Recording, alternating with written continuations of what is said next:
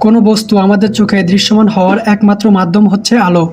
কেননা আমাদের সম্পূর্ণ মহাবিশ্বটাই অন্ধকার। সুতরাং কোনো বস্তুকে দেখার জন্য আমাদের প্রথমে যেটি দরকার সেটি হচ্ছে আলো। সূর্যের আলো কোনো বস্তুর উপর সরাসরি পতিত হলে উক্ত বস্তুটি আমাদের চোখে দৃশ্যমান হয়। কিন্তু প্রাচীন গ্রিক বিজ্ঞানীরা মনে করতেন আমাদের চোখ থেকে আলো বেরিয়ে আসে, তাই আমরা উক্ত বস্তুটি দেখতে পাই। প্রাচীন গ্রিক থেকে শুরু করে বর্তমান যুগের বিজ্ঞানীরাও আলো নিয়ে বহু গবেষণা চালান।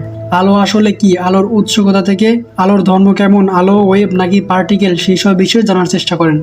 তো আমি আসি, আজ আলো কি, আলোর ধর্ম কেমন, আলো আসলে ওয়েভ নাকি পার্টিকেল, সেই সব বিষয়ে বিস্তারিত আলোচনা করব। আলোর প্রথম থিওরি আসে প্রাচীন গ্রিস থেকে। তারা মনে করতেন আলো তাৎক্ষণিক আবির্ভূত হয়।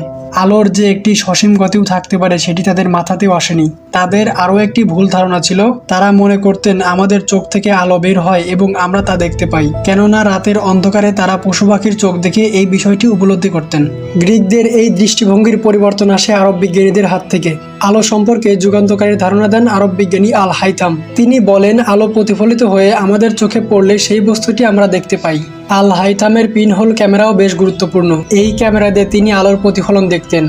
আল হাইথাম বলেন আলো হলো অতি ক্ষুদ্র সোজাভাবে চলমান এক ধরনের কণার স্রোত, যা সূর্য থেকে আসে এবং ভিন্ন ভিন্ন বস্তুতে প্রতিফলিত হয়।